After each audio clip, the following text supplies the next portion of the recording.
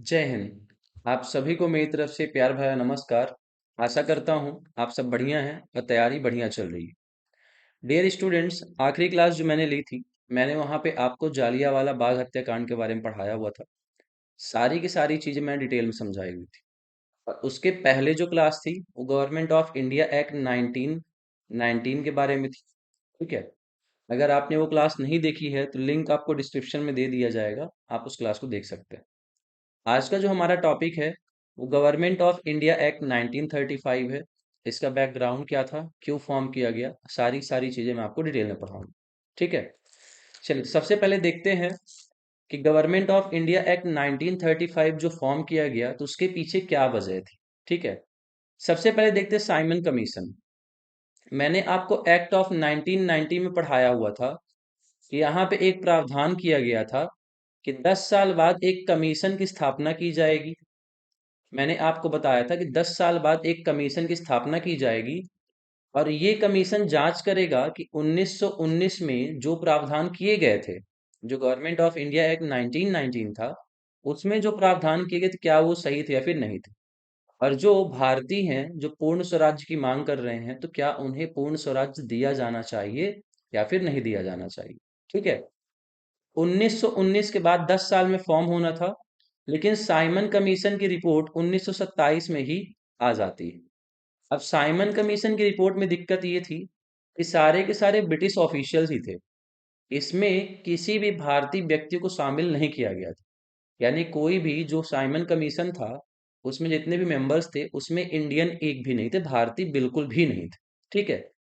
Indians ने Simon commission की report को खारिज कर दिया। साइमन गो बैक का नारा दिया गया था। साइमन जो था मतलब जो साइमन कमीशन जो है, तो जो इस कमीशन का मुख्य था उसके नाम पे इस रिपोर्ट को नाम दिया गया साइमन कमीशन। ठीक है। तो साइमन गो बैक का नारा दिया गया। भारतीय लोगों ने साइमन कमीशन की रिपोर्ट को स्वीकार नहीं किया। अब जब साइमन कमीशन की जो रिपोर्ट है उसको उन्होंने स्वीकार नहीं किया, एक पर्सन थे बेरकेन हेड, इन्होंने चैलेंज किया। ठीक है, बेरकेन हेड आप पढ़ सकते हो और बिरकेन हेड भी बहुत लोग प्रोनाउंशिएट करते हैं। तो इन्होंने चैलेंज किया कि ठीक है, आप पूर्ण स्वराज्य की मांग कर रहे हैं तो हम आपको कहते हैं कि चलो अपने लिए एक ऐसा संविधान बना के दिखाओ जो पूरे भारत को एक्सेप्ट हो। यानी कि जो प्रिंसली स्टेट्स हैं और जो मुस्लिम लीग है उन सभी को ये सब क्या हो, एक्सेप्ट हो। आप एक ऐसा कॉन्स्टिट्यूशन बनाओ जो डोमिनियन स्टेटस की आप मांग कर रहे हो, कह रहे हो कि हमें पूर्ण स्वराज चाहिए। ठीक है ना, कंप्लीट इंडिपेंडेंस चाहिए। आप एक क्या करो, हम आपको चैलेंज करते हैं, आप एक ऐसा कॉन्स्टिट्यूशन बनाओ, ऐसा संविधान बनाओ जो सभी को एक्सेप्ट हो। ठीक है ना, पूरे भारतीय लोगों को क्या हो, स्वीकार। ठीक है। अब हमारे इंडियंस को तो जानते हो, उन्होंने कहा ठीक है भाई, चैलेंज एक्सेप्ट करते हैं। ठीक है। तो एक नेहरू रिपोर्ट आती है। नेहरू रिपोर्ट में आपको जवाहरलाल नेहरू नहीं, मोतीलाल नेहरू की बात करनी। जवाहरलाल नेहरू के जो पिता थे मोतीलाल नेहरू, उन्होंने एक रिपोर्ट बनाई। ठीक है। इसमें फंडामेंटल राइट्स भी इंक्लूड किए गए थे।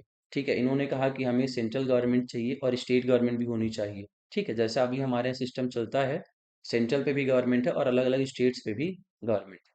तो बहुत सारे प्रोविजन इसमें इंक्लूड किए गए थे। तो मोतीलाल नेहरू ने एक रिपोर्ट प्रस्तुत की।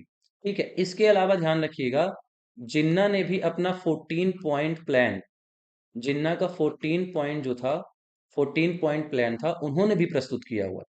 जिन्ना ने भी अपना 14 पॉइंट जो प्लान था वो भी इन्होंने क्या किया था, प्रस्तुत किया हुआ था। ठीक है। और जिन्ना की जो रिपोर्ट थी, जो 14 पॉइंट प्लान उन्होंने दिया हुआ था, तो उसमें बेसिकली उन्होंने मुस्लिम लीग के लिए सेपरेट इलेक्टोरेट की मांग की कि हमें एक अलग ही स्टेटस चाहिए, हमारा अलग ही राज्य, सॉरी राज्य कह रहा हूँ, देश होना चाहिए। ये सारी चीजें उन्होंने डिमांड की हुई थी। ठीक है।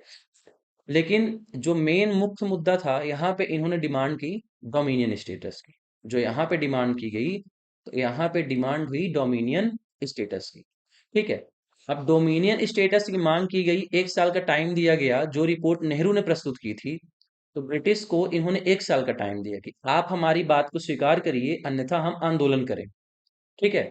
उन्होंने कहा कि हम आपको 1 साल का टाइम देते हैं, आप हमारी बातों को स्वीकार करिए अन्यथा हम क्या करेंगे, आंदोलन करेंगे। अब यहां से क्या होता, डोमिनियन स्टेटस की जब मांग उठती है तो 1 साल का टाइम दिया गया। 1929 में जो कांग्रेस का लाहौर अधिवेशन हुआ था, ठीक है ना, जो लाहौर अधिवेशन हुआ था 1929 में, तो 1 साल पूरे हो रहे थे और इस समय कांग्रेस क्या था, लाहौर में वहां पे ये लोग आंदोलन कर रहे थे। ठीक है। 26 जनवरी 1930 को, ठीक है, 26 जनवरी 1930 को पहली बार रावी नदी किनारे इन्होंने संपूर्ण स्वराज की मतलब एक्सेप्ट किया कि हाँ अब हम आजाद हैं, मतलब इन्होंने ऐसा एक्सेप्ट किया था। ब्रिटिशर्स ने इन्हें ऑफिशियली इंडिपेंडेंट नहीं किया हुआ था, पर इन्होंने झंडा फहराया। ठीक है, 26 जनवरी 1930 को रावी नदी किनारे।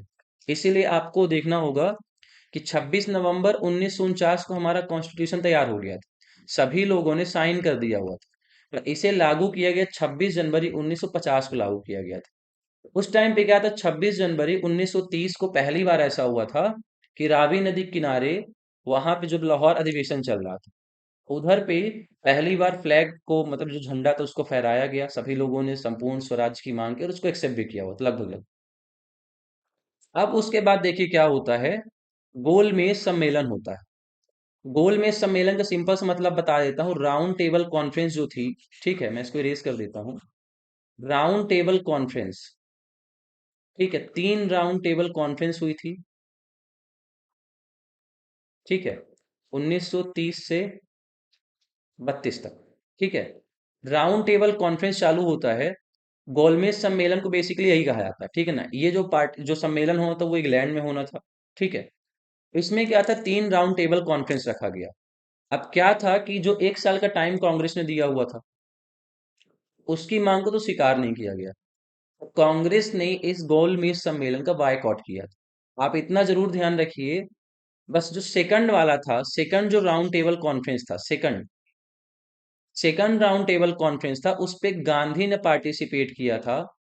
महात्मा गांधी ने पार्टिसिपेट किया था कांग्रेस की तरफ से। क्योंकि देखिए प्रिंसली स्टेट्स थे, उनको भी पार्टिसिपेट करना था। कांग्रेस तो मेन ही थी उस टाइम पे, ठीक है ना, तो उसे भी पार्टिसिपेट करना था, मुस्लिम लीग को भी पार्टिसिपेट करना था। लेकिन सबसे इंपॉर्टेंट ये है, डिप्रेस क्लास जो लीडर थे, या फिर आप ये कह सकते हो जो अनटचेबल माने जाते थे, अपृश्य माने जाते थे उस टाइम पे, जिनको छुआ नहीं जाता था, उनकी तरफ से बाबा साहब भीमराव अंबेडकर ने पार्टिसिपेशन किया हुआ था। उन्होंने तीनों राउंड टेबल में पार्टिसिपेट किया हुआ था इंग्लैंड में। ठीक है, लेकिन कांग्रेस की तरफ से गांधी ने बस सेकंड राउंड टेबल में कॉन्फ्रेंस में पार्टिसिपेट किया था। पहले और तीसरे को उन्होंने क्या किया हुआ था, उन्होंने बायकॉट कर दिया था। ठीक है, तो ध्यान रखिएगा, इस साल का जो यूजीसी नेट का पेपर हुआ पॉलिटिकल साइंस का, जो 11 दिसंबर को हुआ, पहले शिफ्ट वाले पेपर में पूछा हुआ था गांधी जी ने किस राउंड टेबल कॉन्फ्रेंस में पार्टिसिपेट किया था। ठीक है, सेकंड राउंड टेबल था जिसपे उन्होंने पार्टिसिपेट किया हुआ था। तो यहाँ पे देखिए कोई कंक्लूजन नहीं निकलता है। ठीक है ना, यहाँ पे कोई कंक्लूजन नहीं निकलता है। अब यहाँ पे जो सेकंड राउंड टेबल और थर्ड राउंड टेबल कॉन्फ्रेंस हुआ था, तो इसमें बाबा साहब भीमराव अंबेडकर ने क्या किया, जो अनटचेबल्स थे, ठीक है ना, या फिर ये कह सकते हो बैकवर्ड क्लासेस जो थी, उसके लिए भी इन्होंने क्या किया कि रिजर्वेशन की मांग कर ली। जैसे 1909 के एक्ट में मुस्लिम लीग जो थी या फिर मुस्लिम जो थे, उनको सेपरेट इलेक्टोरेट दे दिया गया था। तो ऐसे ही बाबा साहब भीमराव अंबेडकर ने कहा कि हम क्या करेंगे, जो अनटचेबल्स हैं, बैकवर्ड क्लासेस से बिलोंग करते हैं, हम उनके लिए भी रिजर्वेशन की मांग करते हैं। और ब्रिटिश इसको स्वीकार कर रहे थे, क्योंकि उन्हें पता था कि भारत जो है फिर वो डिवाइड हो जाएगा, मुस्लिम्स में डिवाइड हो जाएगा, डिप्रेस क्लास है अनटचेबल उसमें डिवाइड हो जाएगा, तो कभी भी एक नहीं हो पाएगा, इंडियन कॉन्स्टिट्यूशन कभी तैयार नहीं हो पाएगा। जो फूट डॉलो राज को एक नीति थी, डिवाइड एंड रूल, उसको ये फॉलो करना चाहते थे, तो उन्होंने इस बात को स्वीकार किया।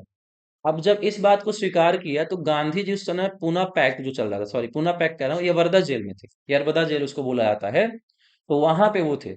उन्होंने कहा अगर ऐसा होगा तो मैं फास्ट करूंगा।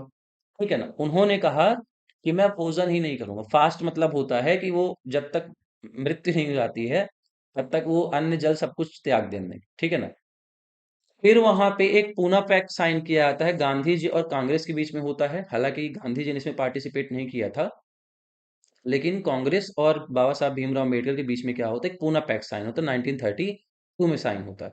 हालांकि यहाँ पे जो स्टेटस था वो दे दिया गया था, लेकिन उन्होंने कहा था ये हमारे हरिजन है, गांधी जी ने कहा था हरिजन है, हम इनको सेपरेट लिटरेट नहीं देंगे। हरिजन का सिंपल सा मतलब ये होता है भगवान के जो व्यक्ति हैं, जो हरि हैं, मतलब कृष्ण जी के जो व्यक्ति हैं, इन्हें प्रेजेंटेशन दिया गया था, ऐसा कहा गया था, गांधी जी ने ये कहा हुआ था। ठीक है, तो यहाँ पे पूना पैक्ट साइन होता है 1932। तो ये तो बैकग्राउंड था। देखिए साइमन कमीशन की रिपोर्ट थी, ठीक है, नेहरू रिपोर्ट थी, और जिन्ना का 14 पॉइंट प्लान था। ठीक है, जिन्ना का जो 14 पॉइंट प्लान था, इन सभी को मिला करके, यानी कि साइमन कमीशन की रिपोर्ट को मिला करके नेहरू रिपोर्ट मिला के, जिन्ना का 14 पॉइंट मिला करके, और यहाँ पे एक गांधी इरविन पैक्ट भी साइन हुआ था। गांधी इरविन पैक्ट भी साइन हुआ था। लॉर्ड इरविन उस समय पे यहाँ पे हमारे इंडिया में थे, पोस्टेड थे, तो उनके बीच में और गांधी के बीच में आ, जो बोलते हैं गांधी इरविन पैक्ट, वो भी साइन हुआ था। इन चारों रिपोर्ट को मिला करके गवर्नमेंट ऑफ इंडिया एक्ट 1935 को पास किया जाता है। ठीक है। हालांकि मतलब लागू तो किया गया था 1937 से, 1 अप्रैल 1937 इसको लागू किया गया था, लेकिन 1933 में इसको पास कर दिया गया। ध्यान रखिएगा, 33 में पास किया गया था, लेकिन लागू तो 1937 से। ठीक है। चलिए, उम्मीद है बैकग्राउंड अब क्लियर हो गया होगा। ठीक है। साइमन कमीशन आया, उसको भारतीयों ने स्वीकार नहीं किया। फिर जो थे बर्केनहेड थे, उन्होंने चैलेंज किया, भारतीयों ने चैलेंज एक्सेप्ट किया। नेहरू रिपोर्ट आई, नेहरू रिपोर्ट में ध्यान नेहरू रिपोर्ट में ध्यान रखिएगा, मोतीलाल नेहरू ने ये रिपोर्ट प्रस्तुत की थी, जवाहरलाल नेहरू ने नहीं की थी। ठीक है। फिर उसके बाद क्या होता, रावी नदी किनारे 1929 में लाहौर अधिवेशन हुआ। पहली बार वहां पे फ्लैग को, जो झंडा तो फहराया गया, पूर्ण स्वराज की मांग को स्वीकार किया गया। भारतीयों ने कहा अब हम आजाद। ठीक है। डोमिनियन स्टेटस की उन्होंने मांग की हुई थी। फिर देखिए गोलमेज सम्मेलन होता है, 3 सम्मेलन हुए, कांग्रेस ने सिर्फ एक दूसरे वाले में पार्टिसिपेट किया, पहले और तीसरे को बायकॉट कर दिया। पूना पैक्ट होता है, कांग्रेस और बाबा साहब भीमराव अंबेडकर के बीच में ये साइन किया गया था। ठीक है। तो इन सभी रिपोर्ट्स को मिला के, इन सभी कंसिक्वेंसेस को मिला के, जो ये सारे के सारे घटनाएं हुई थी, ठीक है ना, ये सारे कंसिक्वेंसेस जो थे, उन सभी को मिला करके 1935 में क्या किया गया, एक एक्ट को पास किया जाता है। ठीक है। चलिए, ये तो बैकग्राउंड हो गया। अब मेन प्रोविजंस क्या थे वो देखते हैं। देखिए, कलर चेंज कर दूं। The act marked a second milestone towards a completely responsible government in India. देखिए 1919 में कहा गया कि हम भारत को एक रिस्पॉन्सिबल गवर्नमेंट देंगे।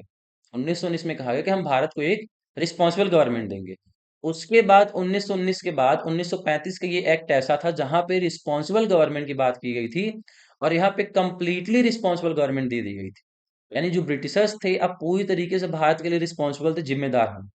It was a lengthy and detailed document having 321 sections.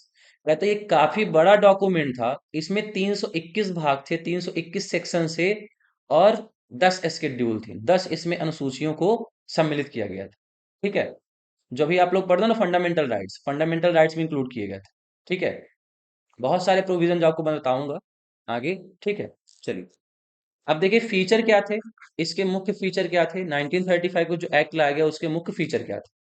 सबसे इंपॉर्टेंट जो पहला फीचर है वो देखिए, it provided for the establishment of an all India federation. कहा गया कि एक संघ को स्थापित किया जाएगा। ऑल इंडिया फेडरेशन का मतलब होता है एक संघ की स्थापना की जाएगी, consisting of provinces and princely state. जहां पे प्रोविंस भी होंगे, यानी कि जो बड़े बड़े प्रांत हैं वो तो होंगे ही, जैसे मान लीजिए मैंने कहा उस टाइम पे बंगाल था, ठीक है ना, महाराष्ट्र हो गया, ये सारे। तो कहा गया कि यहाँ पे प्रोविंसेस भी होंगे और साथ ही साथ प्राइंसली स्टेट्स भी होंगे, और ये एक यूनिट के रूप में होंगे, एज ए यूनिट, सिर्फ एक इकाई के रूप में होंगे। ये कहा गया था, ये प्रोविजन पहला इसमें दिया गया। ठीक है। कि हम एक फेडरेशन की स्थापना करेंगे, हम एक संघ की स्थापना करेंगे, जिसमें एक यूनिट के रूप में कौन कौन होगा, प्राइंसली स्टेट्स भी होंगे और प्रोविंसेस भी होंगे। ठीक है। पहला तो ये प्रावधान किया गया। इसी में आगे देखिए मैंने लिखा हुआ है, the act provided the powers, the act divided the powers between the central and units in terms of 3 list. कहा गया कि जो ये एक्ट है उसने 3 लिस्ट बनाई। इस एक्ट के माध्यम से 3 लिस्ट बनाई गई, और सेंट्रल जो था, सेंट्रल जो गवर्नमेंट होगी, जो सेंट्रल लेवल पे काम करेगी, और जो हमारे स्टेट्स होते हैं, प्राइंसली स्टेट्स, उनके लिए क्या कर दिया गया, जैसे अभी हमारे यहाँ राज्य हैं, उस टाइम में प्राइंसली स्टेट्स हुआ करते थे। कहा गया कि हम 3 लिस्ट बनाएंगे। ठीक है। हम 3 लिस्ट बना रहे हैं। एक लिस्ट कौन सी होगी, फेडरल लिस्ट। ठीक है ना।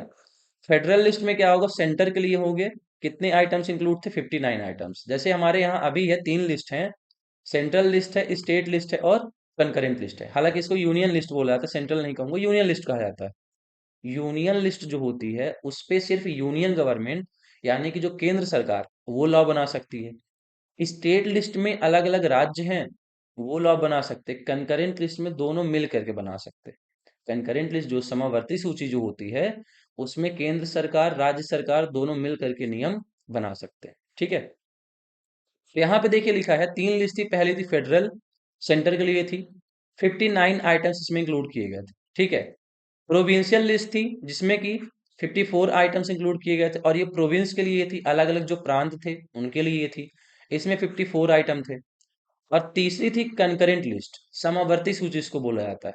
और समावर्ती सूची में टोटल 36 आइटम्स इंक्लूड किए गए थे। समावर्ती जो सूची थी उसमें टोटल 36 आइटम्स को इंक्लूड किया गया था। अब कमेंट करके आप ये बताइएगा कि वर्तमान समय में अभी भी ये स्ट्रक्चर फॉलो होता है। हमारे पास तीन लिस्ट है, मैंने आपको बताया ना, यूनियन लिस्ट हमारे पास है, स्टेट लिस्ट है और कंकरेंट लिस्ट है। तीनों लिस्ट में कितने कितने आइटम इंक्लूड किए गए आपको ये बताना। वर्तमान समय में यूनियन लिस्ट में कितने आइटम है, और स्टेट लिस्ट में कितने आइटम, और कंकरेंट लिस्ट में कितने आइटम, ये आपको कमेंट करके बताना है। ठीक है, आगे देखते हैं। Residuary powers were given to the viceroy. जो रेजिडुअरी पावर्स थी वो वायसरॉय को दे दी गई थी। However the federation never came into being as the princely states did not join it. अब मैंने क्या कहा, फेडरेशन की बात की गई थी।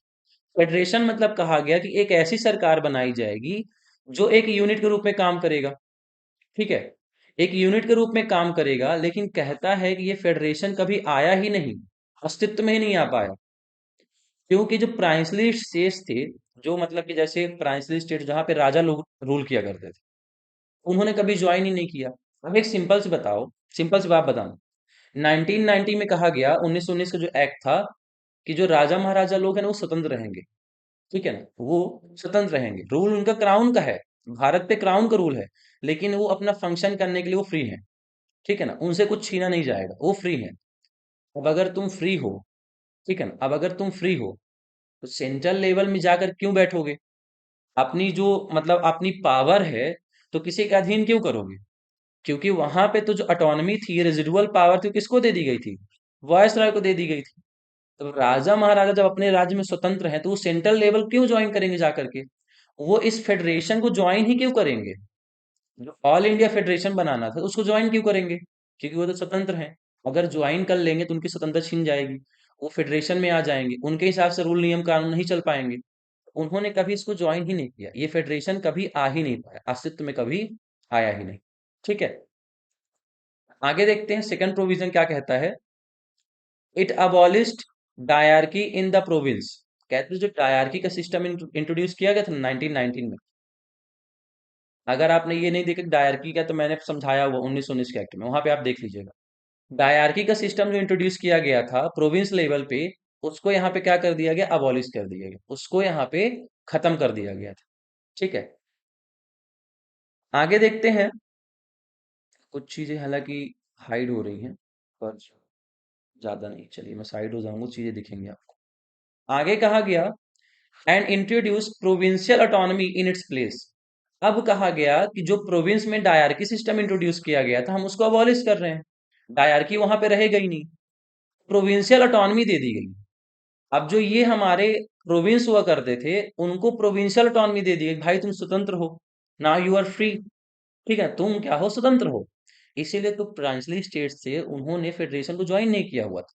ठीक है, तो अंग्रेजों ने बहुत सोच समझ के इसको बनाया था, फूट डालो राज करो नीति जो थी, डिवाइड एंड रूल, उसको यहाँ भी फॉलो कर रहे थे। The provinces were allowed to act as autonomous unit of administration in their defined sphere. कहा गया कि जो प्रोविंसेस है ना, जो ये प्रांत है, प्रोविंसेस हैं, वो क्या है, ऑटोनोमस हैं, स्वतंत्र हैं। वो जैसे चाहे वैसे एक्ट कर सकते हैं। ठीक है ना, जैसे चाहे वो ऐसे एक्ट कर सकते हैं। ठीक है ना, अपना एडमिनिस्ट्रेशन जो वो खुद चला सकते हैं। अपना जो डिफाइंड शेफियर है, मान लो मैं कहता हूँ इतना दायरा है, इस दायरे के अंदर मान लो मैं कहता हूँ मध्य प्रदेश आता है, उस टाइम पे सेंट्रल प्रोविंस के नाम से जाना जाता था। अब इतने दायरे में ना तुम फ्री हो, तुम जैसे एक्ट करना चाहो, जैसे काम करना चाहो, तुम वैसे काम कर सकते हो, तुम्हें कोई रोकने की जरूरत नहीं। इसीलिए तो प्राइमरी स्टेट्स ने फेडरेशन को ज्वाइन नहीं किया हुआ था। ठीक है, आगे देखते हैं। मोर ओवर, इसके अलावा, the act introduce responsible government in provinces. Act ने यह भी प्रावधान किया कि हम जो प्रोविंस हैं, जो प्रांत हैं, वहां पे एक रिस्पॉन्सिबल गवर्नमेंट, जिम्मेदार सरकार को लाएंगे। That is, the governor was required to act with the advice of ministers responsible to the provincial legislature. Province में क्या किया था, एक लेजिस्लेचर बनाई गई थी, गवर्नर को हेल्प करने के लिए प्रोविंस लेवल पे, प्रांतीय स्तर पर एक क्या की गई थी, आप प्रोविंशियल लेजिस्लेचर बनाई गई थी। लेजिस्लेचर जो लॉ बनाते हैं, नियम कानून बनाते हैं, तो एक प्रोविंशियल लेजिस्लेचर को बनाया गया। तो उन्होंने कहा जो गवर्नर है ना वो फ्री नहीं है, गवर्नर जो है वो फ्री बिल्कुल नहीं है, वो क्या करेगा, उसे एडवाइस लेनी होगी मिनिस्टर्स की। उसे मिनिस्टर्स की एडवाइस लेनी होगी कोई भी लेजिस्लेचर को पास करने के लिए। जो लेजिस्लेचर बनाया गया था, प्रोविंशियल लेजिस्लेचर था, उसमें जो मिनिस्टर इंक्लूड थे, गवर्नर उनकी हेल्प लेगा। और ये प्रावधान अभी भी चलता है। गवर्नर सारे काम खुद से नहीं करता है। गवर्नर सारे काम फैसले खुद से नहीं, जैसे हमारे प्रेसिडेंट महोदय हैं, वो सारे फैसले अपने इंडिपेंडेंट नहीं लेते हैं। जो मिनिस्टर उनको रिकमेंड करता है, जो काउंसिल ऑफ मिनिस्टर है, हेडेड बाय प्राइम मिनिस्टर, वो उन कामों को करते हैं। वैसे ही गवर्नर यहाँ पे था। Governor was required to act with the advice of ministers, कि जो मिनिस्टर्स एडवाइस देगा उसी के हिसाब से गवर्नर क्या करेगा, एक्ट करेगा। ठीक है, आगे देखिए। This came into effect in 1937 and was discontinued in 1939। हालांकि ये जो प्रावधान था वो 1937 में लागू हुआ। ठीक है, कि जो हमारी लेजिस्लेचर है, उसके जो मिनिस्टर्स हैं, उसकी एडवाइस के आधार पे गवर्नर डिसीजन ले पाएगा। तो ये 37 में आया, लेकिन 39 में इसको क्या कर दिया गया, डिसकंटिन्यूड कर दिया। 39 में इस प्रावधान को, इस प्रोविजन को खत्म कर दिया गया। ठीक है, आगे देखते हैं।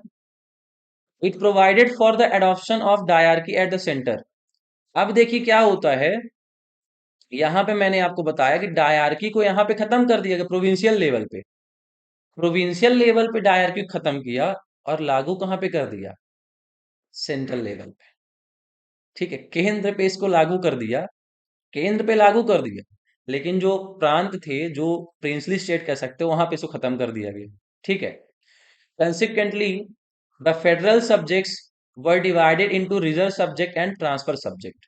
कहा गया कि जो फेडरल सब्जेक्ट होते हैं, जो फेडरेशन में आते हैं, उसको दो पार्ट में डिवाइड करिए। जो यूनियन लिस्ट थी, जो फेडरल लिस्ट थी कह सकते हो, यानी जो केंद्र सरकार के पास थी, उसको दो पार्ट में डिवाइड कर दिया गया। दो पार्ट में डिवाइड किया, कहा गया कि एक कैसे होंगे, रिजर्व सब्जेक्ट होंगे, एक रिजर्व होगा। रिजर्व का मतलब ये होता है जो गवर्नर डिसीजन लेगा वो रिजर्व है, उस पर और कोई डिसीजन नहीं ले सकता है। और दूसरा ट्रांसफर सब्जेक्ट, जिनको ट्रांसफर किया जा सकता है, काउंसिल ऑफ मिनिस्टर जो वो डिसीजन ले सकती है। However this provision of the act did not came into operation at all. लेकिन ये प्रोविजन जो था कि दो लिस्ट बनाई जाएगी, ठीक है ना, एक रिजर्व और एक ट्रांसफर लिस्ट, या फिर एक ये कह सकते हैं दो तरीके के नियम बनाए जाएंगे, एक रिजर्व सब्जेक्ट पे और एक ट्रांसफर सब्जेक्ट पे। ये कभी आया ही नहीं, रियल लाइफ में कभी ऑपरेट ही नहीं हो पाया, लागू ही नहीं हो पाया। ठीक है ना। तो यहाँ पे तीसरा प्रावधान ये था हमारा। ठीक है, डायरकी इंट्रोड्यूस की गई कहाँ पे, सेंट्रल लेवल पे। अगर मान लो क्वेश्चन आता है कि डायरकी इंट्रोड्यूस कब की गई थी, 1935 पे, लेकिन सेंट्रल लेवल पे। और अगर पूछेगा कि पहली बार डायरकी कब इंट्रोड्यूस की गई, क्या बताओगे, 1919 में। 1919 का एक्ट मैंने आपको पढ़ाया है, लिंक डाल दूंगा डिस्क्रिप्शन में, देख लीजिएगा अच्छे से। ठीक है ना, हालांकि प्लेलिस्ट अलग से ही बनी हुई, तो वहां भी देख सकते हैं। अगर बैकग्राउंड नहीं पता है, पीछे की चीजें नहीं पता है, तो ये फिर आपको समझ में नहीं आएगा। ठीक है ना, आप डिसलाइक करके चले जाओगे। ठीक है, पर अगर पीछे क्लास देखोगे, क्रोनोलॉजी में चीजें फॉलो करोगे, तो चीजें बनेंगी। ठीक है, चलिए आगे बढ़ते रूल नंबर 4 की तरफ, या फिर आप ये कह सकते हो हमारा प्रोविजन फोर्थ क्या था, चौथा क्या प्रावधान किया गया। It introduce bicameralism in 6 out of 11 provinces. Bicameralism का मतलब क्या होता है, आप कमेंट करके जरा ये बताइएगा, कितने ऐसे स्टेट्स हैं और कौन कौन से स्टेट हैं जहां पे बाइकैमरलिज्म है। ठीक है, जहां पे बाइकैमरलिज्म, ठीक है ना। It introduce bicameralism 6 out of 11 provinces. मतलब 11 प्रोविंसेस में से 6 प्रोविंसेस ऐसे थे जहां पे बाइकैमरलिज्म इंट्रोड्यूस कर दिया गया। ठीक है, जैसे अपर हाउस लोअर हाउस होता है, वैसे ही स्टेट गवर्नमेंट जो होती है वहां भी अपर हाउस और लोअर हाउस होता है। अब मैंने आपको क्वेश्चन दे दिए, दो मैंने क्वेश्चन अभी तक दिए हैं। ठीक है, कि union list, state list, concurrent list, कितने आइटम्स अभी इंक्लूड किए गए हैं, और कितने ऐसे राज्य जहां पे बाइकैमरलिज्म को फॉलो किया जाता है। ठीक है, चलिए। दस, द लेजिस्लेचर ऑफ बंगाल, इस प्रकार से जो बंगाल का लेजिस्लेचर था, यानी लॉ मेकिंग जो बॉडी थी, बॉम्बे, बंगाल, मद्रास, बिहार, असम और यूनाइटेड प्रोविंस, अभी अभी बताया ना, मध्य प्रदेश को क्या कहा जाता था, यूनाइटेड प्रोविंस में रखा जाता था। तो 11 में से 6 ऐसे प्रोविंस थे जहां पे बाइकैमरिज्म जो है उसको इंट्रोड्यूस कर दिया गया। ठीक है, अब वो 6 कौन से थे, एक बंगाल, एक बॉम्बे हो गया, मद्रास और बिहार, असम और यूनाइटेड प्रोविंस थे। ठीक है, made bicameralism consisting of legislative council, जिसको हम लोग क्या कहते हैं, अपर हाउस कहते हैं। ठीक है, और एक लेजिस्लेटिव असेंबली, जिसको हम लोग क्या कहते हैं, लोअर हाउस। ठीक है ना। However many restrictions were placed on them. कहा जाता है कि बहुत सारे रिस्ट्रिक्शंस लगाए गए। बाइकैमरलिज्म तो इंट्रोड्यूस कर दिया गया, लेकिन इनके ऊपर बहुत सारी रिस्ट्रिक्शंस लगाए गए, बहुत सारे प्रतिबंध भी लगाए गए। ठीक है ना? तो कमेंट करके जरूर बताइएगा। जैसे मैंने आपको पहले भी बताया था कि एक अपर हाउस और एक लोअर हाउस होता है। ठीक है, जैसे हमारे सेंट्रल लेवल पे राज्यसभा लोकसभा एक अपर हाउस एक लोअर हाउस, वैसे ही बहुत सारी स्टेट हैं जहां पे अभी भी अपर हाउस और लोअर हाउस है। तो देखिए, जो अपर हाउस उसको क्या कहते हैं? लेजिस्लेटिव काउंसिल कहा जाता है। It is known as legislative council. और जो लोअर हाउस है, लोअर हाउस को हम लोग क्या कहते हैं? लेजिस्लेटिव असेंबली कहते हैं। ये अभी भी फॉलो किया जाता है। तो अगर पूछ लिया गया तो क्या बताओगे? एक्ट ऑफ 1935 में इंट्रोड्यूस किया गया था। ठीक है, 11 में से 6 थे। नाम ध्यान रखा, बंगाल बॉम्बे, बी से शुरू हो रहा दोनों। ठीक है, मद्रास और बिहार।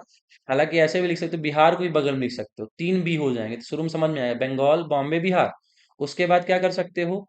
असम और मद्रास और यूनाइटेड प्रोविंस। ठीक है, नाम ध्यान रखना, 11 में 6 ऐसे प्रोविंस थे जहां पे बाइकैमरलिज्म को इंट्रोड्यूस कर दिया। क्वेश्चन याद है ना? कमेंट करके बताना कितने ऐसे राज्य हैं जहां पे भी बाइकैमरलिज्म फॉलो किया जाता है। ठीक है, पांचवा रूल क्या था या फिर पांचवा प्रावधान क्या था? It further extended the principle of communal representation.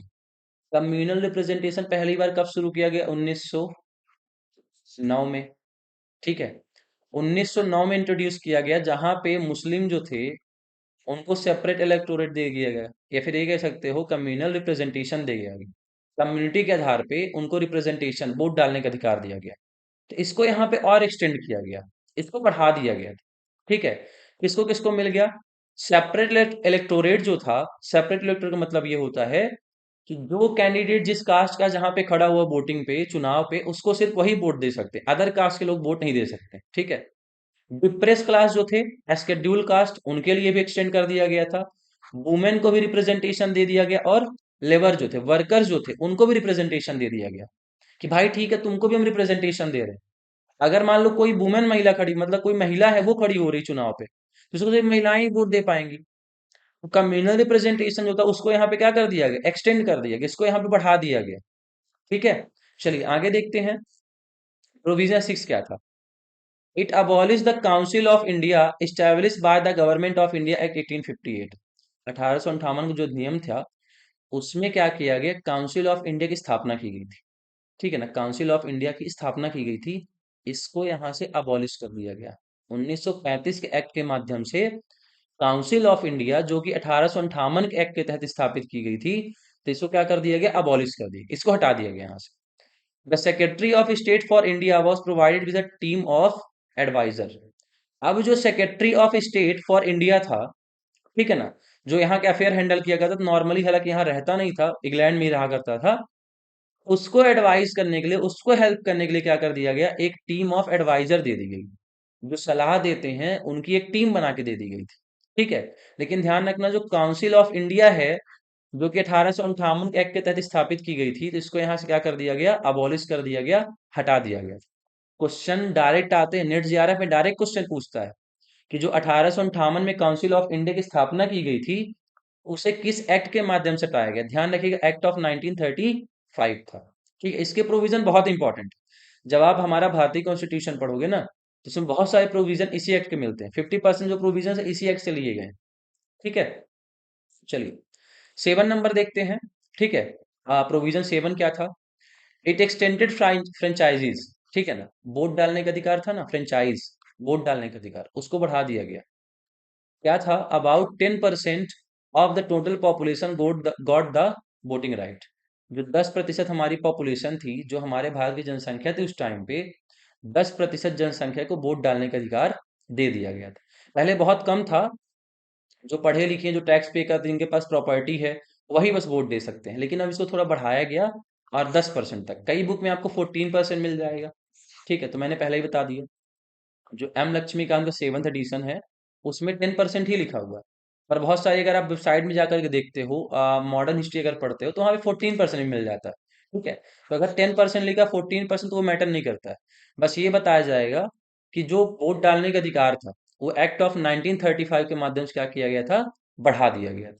ठीक है ना, यहाँ पे वोटिंग राइट्स आपको ज्यादा मिल गए थे। ठीक है, एट प्रोविजन क्या था वो देखते हैं। It provided for the establishment of a Reserve Bank of India to control the currency and credit of the country।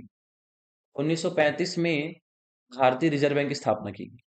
ठीक है ना, हालांकि पहले ये प्राइवेट था, 1949 में इसको नेशनलाइज किया गया और सेंट्रल बैंक का दर्जा दे दिया गया।